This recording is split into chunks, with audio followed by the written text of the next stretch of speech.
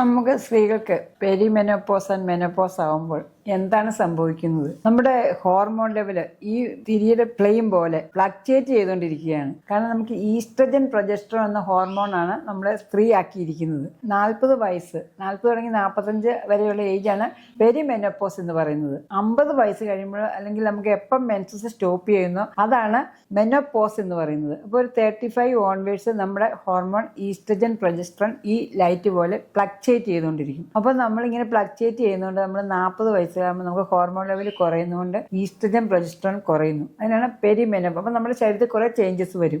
അതുപോലെ തന്നെ ഒരു 45-50 വയസ്സാകുമ്പോഴേക്കും ഒരു 12 മാസം മെൻസസ് ഇല്ലാണ്ടിരിക്കുന്ന അവസ്ഥയാണ് മെനോപോസ് എന്ന് പറയുന്നത്. അതായത് ഈസ്ട്രജൻ പ്രൊജസ്ട്രോൺ നമ്മുടെ ശരീരത്തിൽ ഒട്ടും ഇല്ലാണ്ടാകുന്ന ഈ തിരി അണയുന്ന പോലെ തന്നെ അണഞ്ഞു പോകും. ഇപ്പം നമ്മൾ ഈ മെനോപോസിന് നമ്മൾ എന്താ ചെയ്യേണ്ടതെന്ന് ചോദിച്ചാൽ നമ്മൾ ഡയറ്റ് എക്സസൈസ് നന്നായിട്ട് ചെയ്ത് നമ്മളിതിനെ ഉള്ള ഈസ്ട്രജനെ പ്രൊമോട്ട് ചെയ്തുകൊണ്ടിരിക്കണം. അതുകൊണ്ടാണ് നമ്മൾ പറയുന്നത് it is A hormonal imbalance. അത് പറഞ്ഞാൽ മെനോപോസ് ആകുമ്പോഴേ നമുക്ക് ഓവുലേഷൻ ഇല്ല. ഓവുലേഷൻ ഇല്ലാത്തപ്പോൾ ഈസ്ട്രജൻ പ്രൊജസ്ട്രോൺ ഇല്ല. അപ്പൊ അതുപോലെ വരുമ്പോൾ നമുക്ക് കുറേ ബോഡി കുറേ ബുദ്ധിമുട്ട് വരും. Hot flushes, physically mentally psychologically abnormality വരും. ചൂട് കയറുക, പരവേശം വരിക, സ്വെറ്റ് ചെയ്യുക, തലവേദന ഉണ്ടാകുക, ബോഡി പെയിൻ വരിക, ജെനിറ്റോ യൂറിനറിയം മൂത്രം ഒഴിക്കുമ്പോൾ വേദന വരിക, അവിടെ ചൊറിച്ചിൽ വരിക, അതുപോലെ തന്നെ ബോണിന് പെയിൻ വരിക, മുട്ടുവേദന വരിക. ഇങ്ങനെ എല്ലാ അസുഖങ്ങൾക്കും കാരണം ഈ ഹോർമോൺ നമ്മുടെ ശരീരത്തിൽ നിന്ന് മാറുന്നതാണ്. അതുകൊണ്ട് it is A normal physiological phenomena. Puberty പോലെ തന്നെയാണ്. നമ്മൾ അത് കൂടുതൽ ശ്രദ്ധിക്കേണ്ട ഒരു കാര്യമാണ്. പാനിക് ആകേണ്ട ഒരു ആവശ്യവും ഇല്ല.